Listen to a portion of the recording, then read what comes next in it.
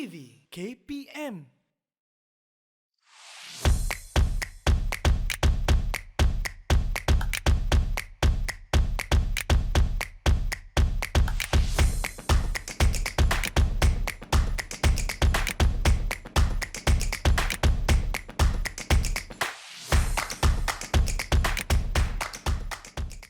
Assalamualaikum dan salam sejahtera. Anda sedang menyaksikan program Bina Upaya Didik TV KPM. Program Bina Upaya, sebagaimana anda sedia maklum atau mungkin ada segelintir yang baru sahaja menonton program ini, merupakan satu program yang menelusuri kerjaya seorang guru sama ada terus mengajar di sekolah, menjadi pensyarah atau menceburi bidang pentadbiran. Jadi hari ini kami bawakan satu topik yang cukup istimewa, iaitu soal pelan transformasi program matrikulasi. Dan pasti Yuyu tidak berseorangan pada hari ini di studio Didik TV KPM. Yuyu turut ditemani dengan dua tetamu yang lebih arif untuk membincangkan soal program matrikulasi. Assalamualaikum warahmatullahi wabarakatuh. Apa khabar? Baik, alhamdulillah. Doktor, Tuan Haji sihat ya? Sihat, Sihat. Okey, saya perkenalkan Dr. Sharifah Sebran Jamila binti Said Imam, iaitu Timbalan Pengarah Sektor Dasar dan Perancangan, serta Tuan Haji Muhammad Kasim bin Haji Jaafar, Timbalan Pengarah Sektor Pembangunan Pelajar. Okey, jadi saya yakin hari ini murid-murid yang menonton serta ibu bapa dapat membuat pilihan yang tepat apabila mendengar penjelasan daripada kedua-dua pakar yang kami bawakan di studio Didik TV pada hari ini. Okey, kita dah sedia mulakan? Ya. Baik. Okey, sebagaimana kita sedia maklum, program matrikulasi merupakan satu program yang membekalkan pelajar kepada pihak universiti. Ya. Maksudnya, jika menyertai program matrikulasi, pelajar seterusnya dapat menginjak terus ke ijazah sarjana muda. Jadi, Yuyu tertanya-tanya, bagaimana agaknya usaha daripada kementerian sendiri untuk memastikan agar program matrikulasi ini kekal relevan? Okay, Assalamualaikum warahmatullahi wabarakatuh. Terima kasih Yuyu, para penonton yang saya hormati sekalian.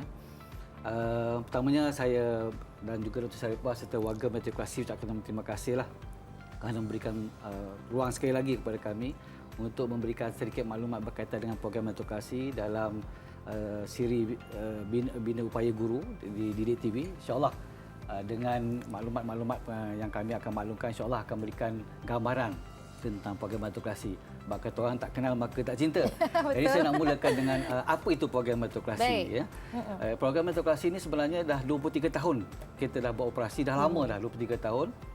Dan dalam tempoh 23 tahun itu telah kami melaksanakan pelbagai perancangan dan juga pelbagai aktiviti-aktiviti penambahbaikan yang telah kami lakukan bagi memastikan program ini kekal. Dan penubuhannya adalah hasil daripada keputusan Mesyuarat Jemaah Menteri pada 10 Mac 1999. Ya.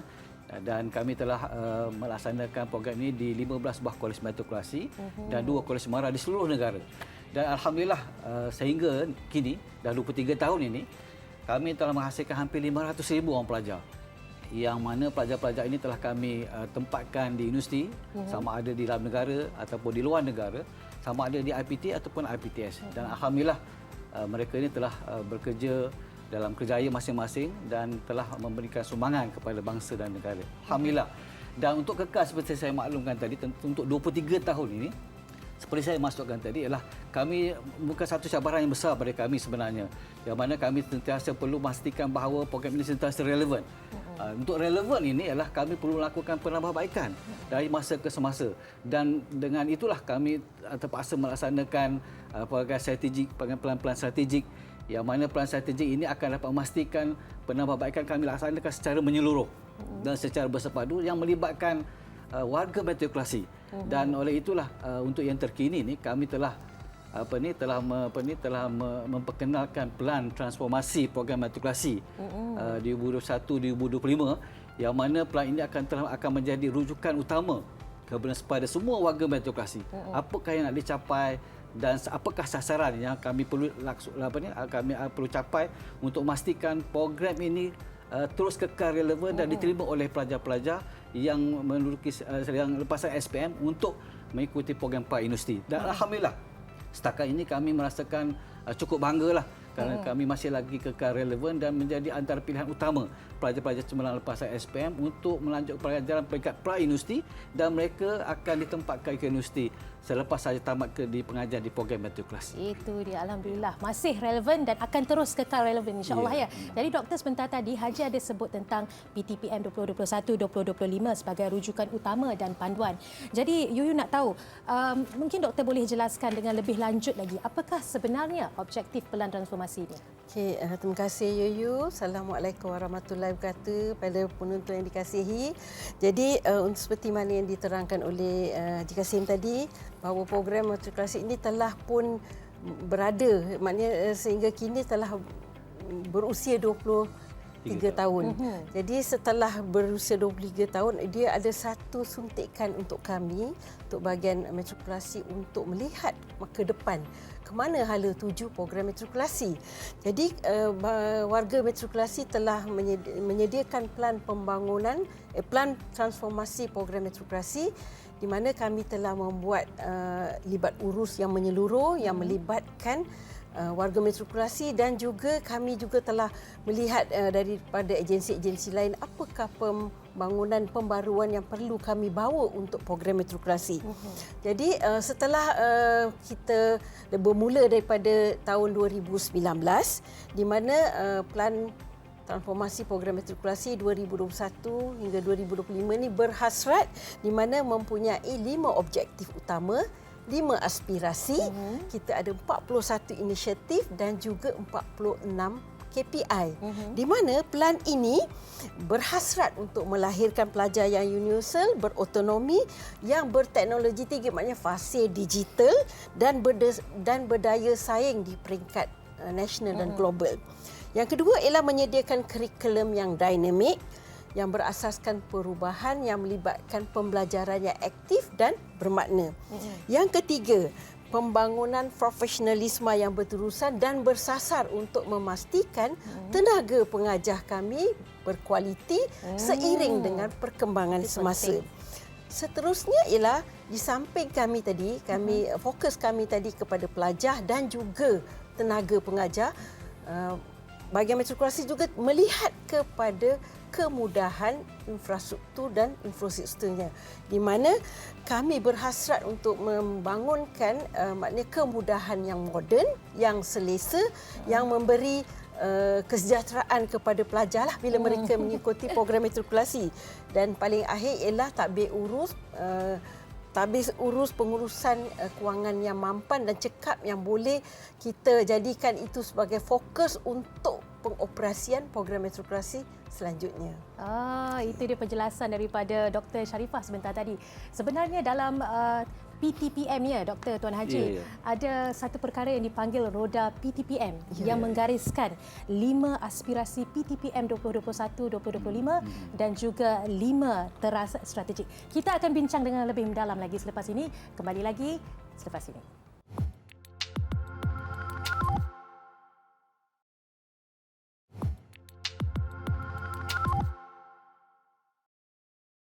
Anda masih bersama Bina Upaya Guru bersama saya Nurul Huda Abdul Aziz dan juga Dr. Sharifah serta Tuan Haji.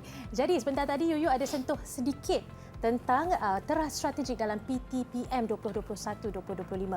Mungkin doktor boleh terangkan terlebih dahulu dan Tuan Haji juga boleh bersama-sama. Silakan Tuan Haji. Ya, okey, terima kasih Yuyu.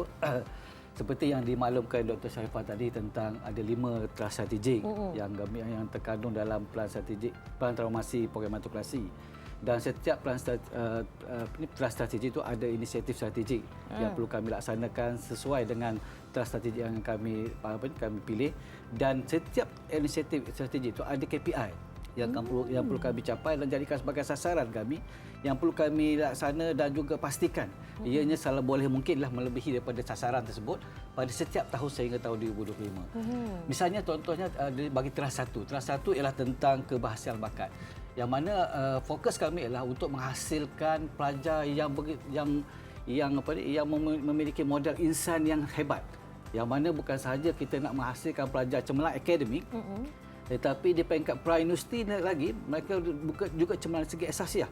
Jadi kami fokuskan kepada dua-duanya kerana kami merasakan bahawa inilah modal insan yang diperlukan oleh negara pada masa akan datang. Dan untuk mencapai sasaran teras inilah kami ada KPI yang kami dah tetapkan. Antaranya yang pertama ialah kami nak pastikan pelajar-pelajar kami mendapat sekurang-kurang 3.5 ke atas PNGK. Ini suatu yang cemerlang. Kerana dengan kecemerlangan ini membolehkan pelajar bersaing untuk mendapat tempat dalam fakulti-fakulti yang kritikal di universiti.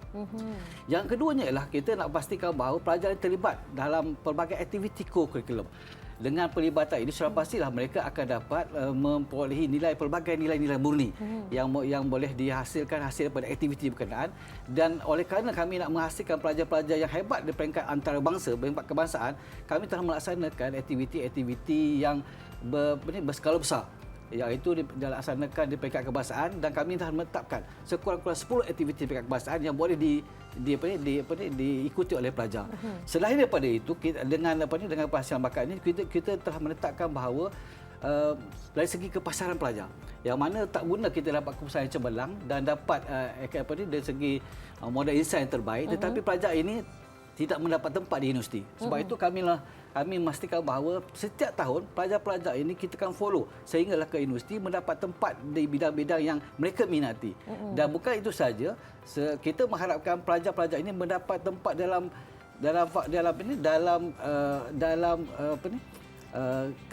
pilihan keutamaan mereka. Apa bidang yang mereka mahu ya? Pilihan yang pertama. Jadi itu 2 daripada Tuan Haji. 3 mungkin doktor boleh sambung tentang teras strategik seperti ini. yang Haji nyatakan tadi, pertama ialah tentang pelajar. Yang kedua ialah tentang kurikulum yang dinamik. Kita juga nak menyediakan future readiness curriculum untuk masa depan. Yang ketiga, teras strategik yang ketiga ialah pembangunan profesionalisme yang berterusan dan bersasar. Dalam teras ketiga ini, kami melahirkan pemimpin yang berkredibiliti, pemimpin pertengahan yang berfokus, yang mempunyai kompetensi yang tinggi, mempunyai kemahiran. Yang ketiga, keempat, kami berhasrat untuk melahirkan pensyarah yang kompeten dan berkemahiran tinggi, di mana peranan pensyarah ini sangat penting. Kalau kita nak program yang berkualiti, mestilah gurunya juga berkualiti dan berkompeten. Betul. Dan keempat ialah warga matrikulasi juga menyumbang kepada pencapaian pelajar.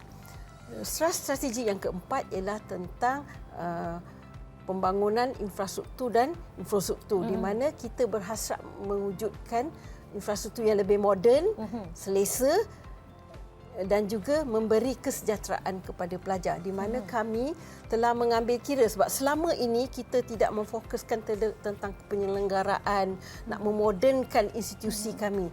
Jadi di dalam plan ini kami berhasrat untuk memodernkan institusi kami dari segi tempat kediaman pelajar, fasiliti bilik tutorial, bilik kuliah, supaya pelajar dapat belajar dengan lebih selesa dan sejahtera. Dan ini akan menyumbang kepada pelajar yang berkualiti. Betul. Ya. Dan keempat ialah tadbir urus yang mampan, di mana dari segi pengurusan kewangan yang cekap, yang boleh membuat perancangan yang menyeluruh dalam tempoh 5 tahun yang kami rancang ini.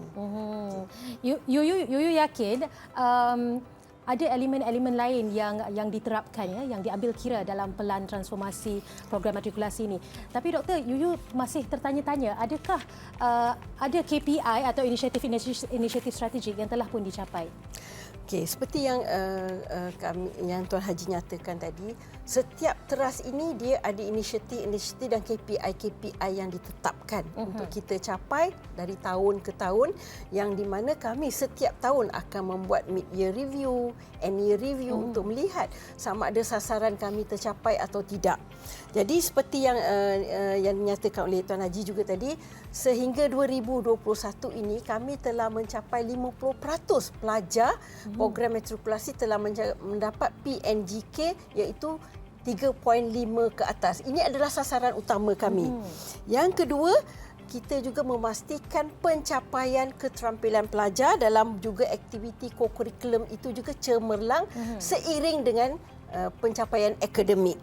Seterusnya, kita juga memastikan bahawa 90% pencapaian sehingga kini, 99% pelajar program matrikulasi telah mendapat kebolehpasaran di peringkat dalam negara dan juga luar negara.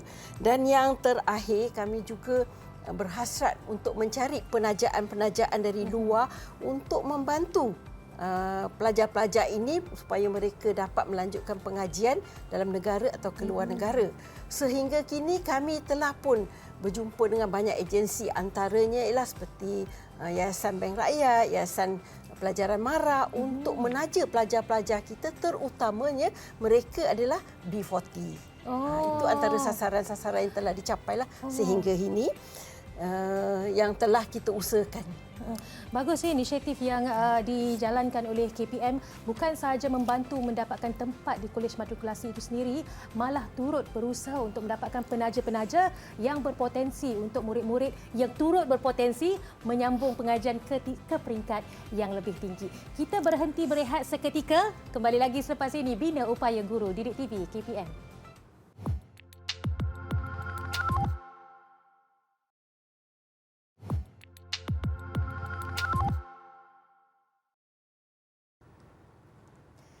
Masih lagi bersama Bina Upaya Guru Didik TV KPM.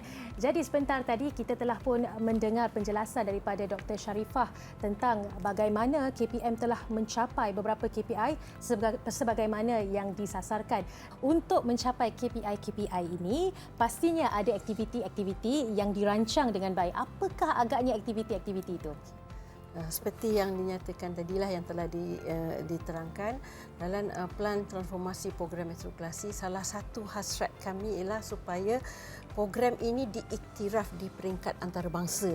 Jadi supaya pelajar-pelajar kami ini boleh menyambung pengajian direct entry ke program-program antarabangsa.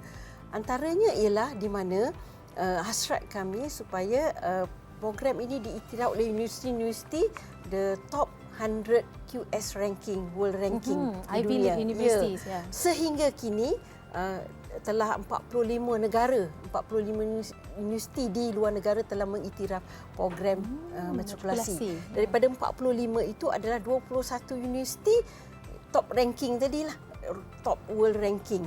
Jadi ini memberi peluang kepada pelajar-pelajar matrikulasi untuk direct entry, mereka tidak perlu mengambil apa-apa peperiksaan.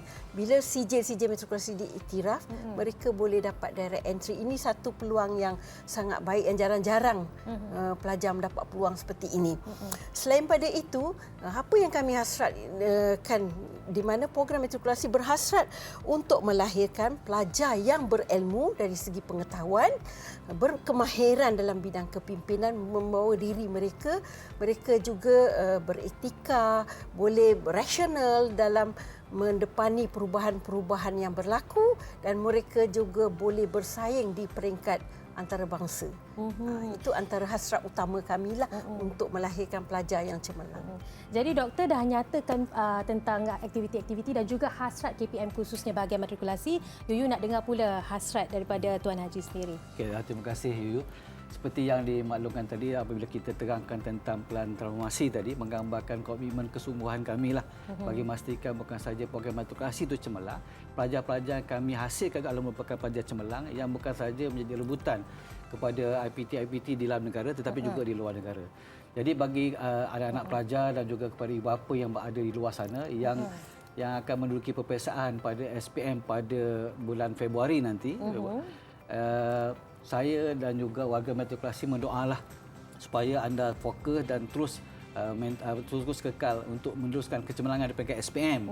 Dan insyaAllah nanti pada bulan Januari kami akan iklankan permohonan ke matrikulasi dan permohonan akan dibuka sehingga bulan April dan secara percuma. Mohon secara percuma secara dalam talian, dan insyaAllah kami akan memastikan anak pelajar yang bersama dengan kami untuk kita sama-sama menuju kecemerlangan, bukan sahaja kecemerlangan di program matrikulasi, kecemerlangan anak-anak pelajar, dan juga insya-Allah akan membangun menjadi tenaga kerja yang dihasratkan, yang diimpikan oleh negara pada masa akan datang.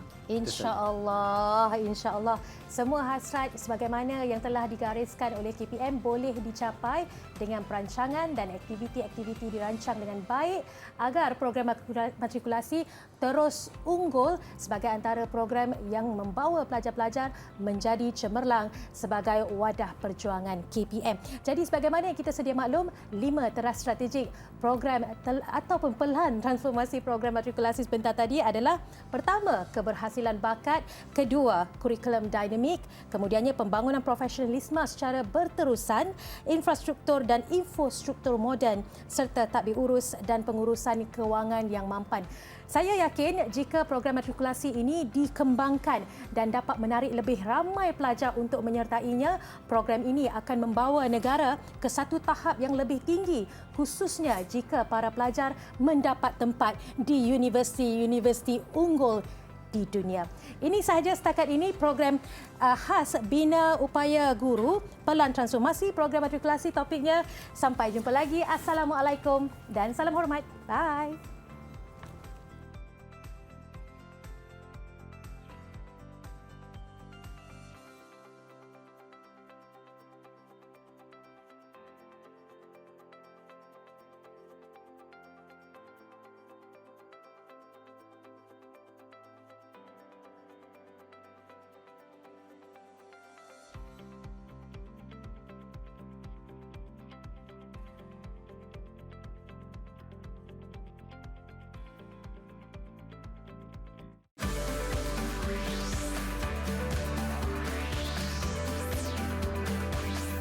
Didik TV KPM